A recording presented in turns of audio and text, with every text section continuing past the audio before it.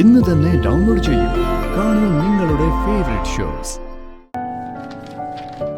സച്ചിക്ക് ഉറക്കം വരുന്നെങ്കിൽ കിടന്നു കേട്ടോ. എനിക്ക് കുറച്ചുകൂടി ജോലി ഉണ്ടായിരുന്നു.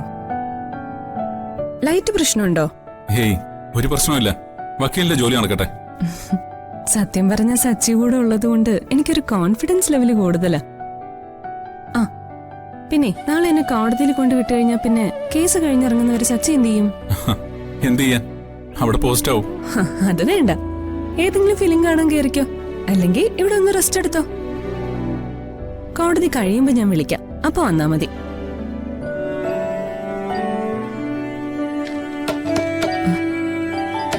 ആരാ ഈ സമയത്ത്? വേണ്ട, ഞാൻ നോക്കാം.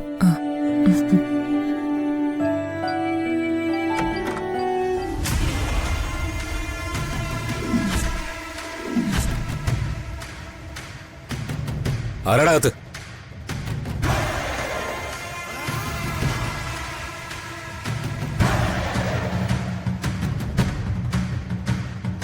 കൊള്ളാലോ മുതല്. ദേ, മര്യാദക്ക് സംസാരിക്കണം.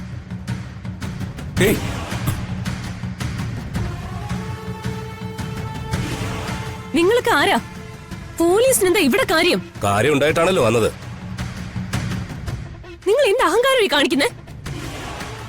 ആദ്യം നിങ്ങൾ ഇവരോട് മൊബൈൽ ഓഫ് ചെയ്യാൻ പറ. ഇവിടെ അനാശാസ്യം നടക്കുന്നെന്ന് പരാതി കിട്ടിയിട്ട് വന്നതാ ഞങ്ങള്. അയ്യോ, നിങ്ങൾക്ക് ആള് മാറിയതാ. ആരുമേടെ ഒരു അഡ്വക്കേറ്റാ. ഇവിടെ കോടതിയിൽ കേസിന് വന്നതാ. ഇങ്ങനെയൊക്കെ തന്നെ എല്ലാരും പറയുന്നത്. ചിലരെ പ്രധാനമന്ത്രിയാണെന്ന് വരെ പറയും. സാറേ, പക്ഷേ ഇത് സൂക്കേട് വേറെയാ. നിർത്തണോ? മിണ്ടായിരിക്കണി.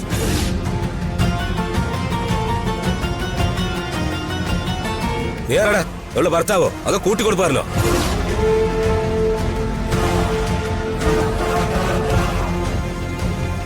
ഒരു സെക്സ് റാക്കറ്റ് ഇവിടെ തമ്പടിച്ചിട്ടുണ്ടെന്ന് ഇൻഫർമേഷൻ കിട്ടിയിട്ട് വന്നതാ ഞങ്ങള്. നീ ഇവിടെ എത്ര പേർക്ക് കൊണ്ട് കൊടുത്തിട്ടുണ്ടാ?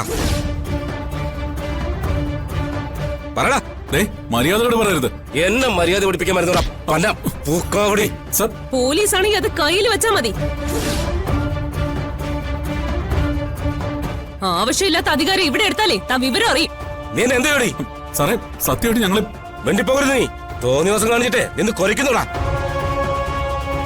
പിടിച്ച് വണ്ടി കയറ്റോടെ വേണ്ടേ? ബാക്കിയൊക്കെ സ്റ്റേഷനിൽ ചെന്നിട്ട് പറയാം. സാറേ, സാറേ, ഞങ്ങള് പറയുന്നൊന്ന് കേക്ക്. സാർ വിചാരിക്കുന്ന പോലെ അല്ല.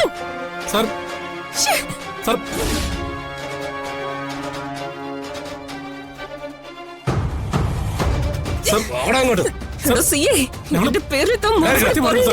മാത്രമല്ല ഇവരെല്ലാവരും